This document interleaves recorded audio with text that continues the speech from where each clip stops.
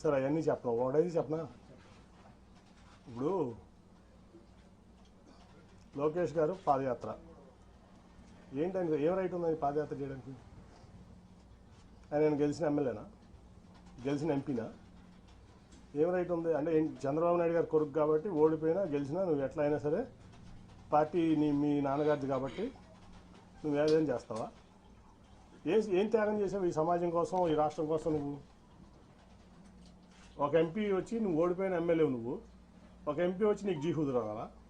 గెలిచిన MP, anti వేవ్లో గెలిచిన ఎంపీ నీ యోగాలలో నేను పాల్గొనాలా? ఎట్లా పాల్గొంటాను?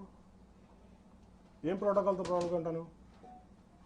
నువ్వు ఆఫ్టర్ ఆల్ ఓడిపోయిన ఎమ్మెల్యే నా ముందు. ఆఫ్టర్ ఆల్ పార్టీ రిసోర్సెస్ వాడుకున్నావు, పార్టీ ఇన్ఫ్రాస్ట్రక్చర్ వాడుకున్నావు, మీ నాన్నగారి పలుకుబడి వాడుకున్నావు, మీ తాతగారి పలుకుబడి వాడుకున్నావు, అన్నీ వాడుకుని నువ్వు ఓడిపోయావు. నువ్వు నాకు రూపాయి డబ్బు ఇవ్వలేదు, నువ్వేమి ఇవ్వలేదు, నేను గెలిచా రెండు సార్లు.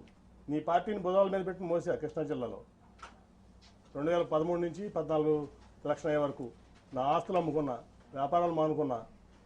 ఏం రైట్ ఉంది నీకు? ఏం త్యాగం చేసావు ఈ పార్టీ కోసం కానీ, సమాజం కోసం కానీ? నువ్వు ఏం రైట్తో యోగాలను చేసావు? ఏం రైట్తో నువ్వు సీనియర్ని శాసిస్తున్నావు?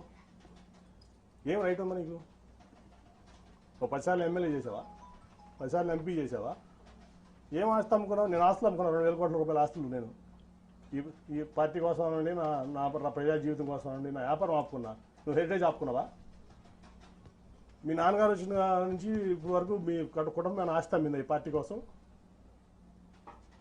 ఏం త్యాగాలు చేశారని నువ్వు ఇవ్వడం చేస్తావు? మమ్మల్ని ఎట్లా ఉన్నామంటావు? ఏం రైట్ ఉంది?